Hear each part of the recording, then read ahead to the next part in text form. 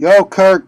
Hey, sorry I couldn't. Sorry I couldn't be there today, and I wrote you. Well, I wrote you a really nice. I think it's a really nice letter, and I tried to read it, but I just couldn't get through it. I went through Vegas last night, and I met Elvis's mom. I think I don't know, but anyway, I asked her if she could read the letter, and well, she did, and she was so kind and sweet. And anyway, Kirk, I love you, and I'm going to miss you. And here you go. Here you go.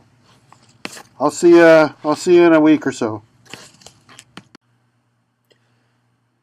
Hello, Kirk. My apologies for not being physically present at the business meeting to passionately say thank you for your years of service in the presence of your peers. I'm going to miss you, Kirk, but most importantly, the patients we serve are going to miss you.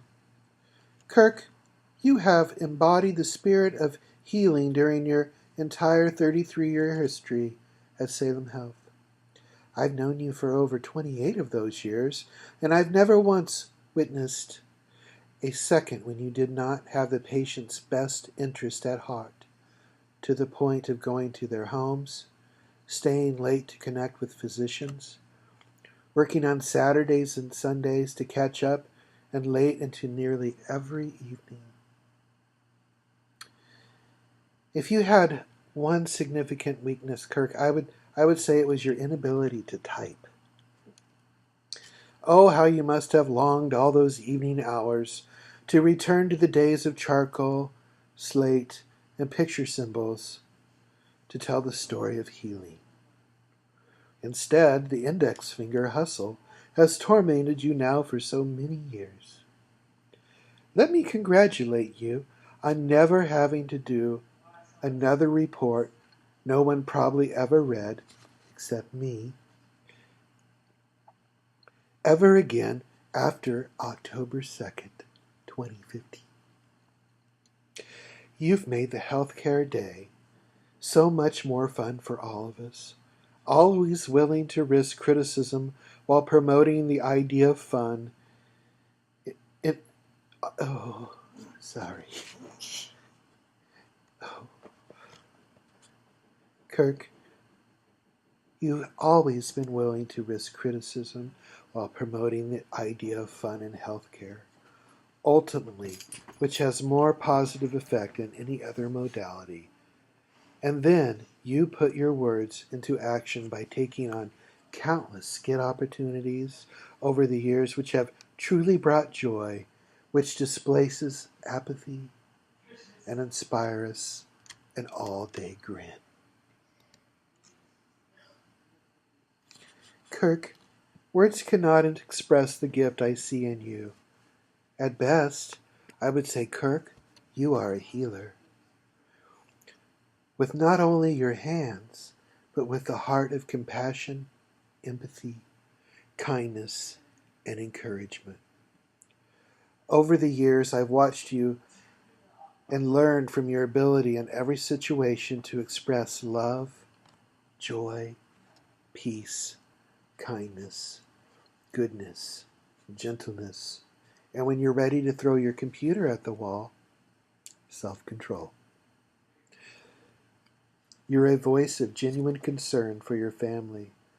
Through many family trials I've known about over the years, you've endured long suffering with grace of extraordinary measure. Your patients would never know what trials you were experiencing in your personal life because you compassionately chose to portray what would help them the most. Your phone conversations to Kathy, your wife, over the lunch hour always portray a man of faithfulness and a voice of genuine concern for your family. I'd be pressed to think of a more selfless person, Kirk. Kirk, your rehabilitation experience has been a large part of your race on this planet. I'm not the judge, but my 28-year history says you've run it Very well. If a person is truly judged by how they treat another, then you, my friend, win the prize for how you've treated us as peers and the thousands of patients you've treated. Know in your heart, mind, and soul, you have truly made a difference. I think many of us would say, you've made us better people by your unwavering example of goodness.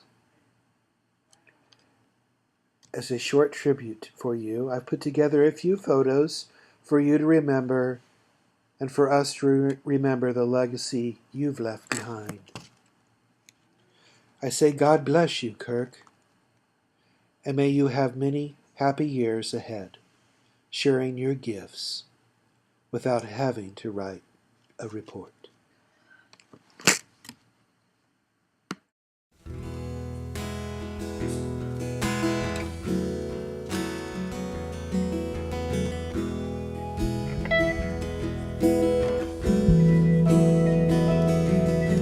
Across the evening sky,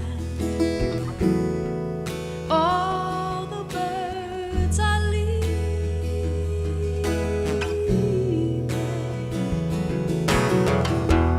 Oh, but then you know it was time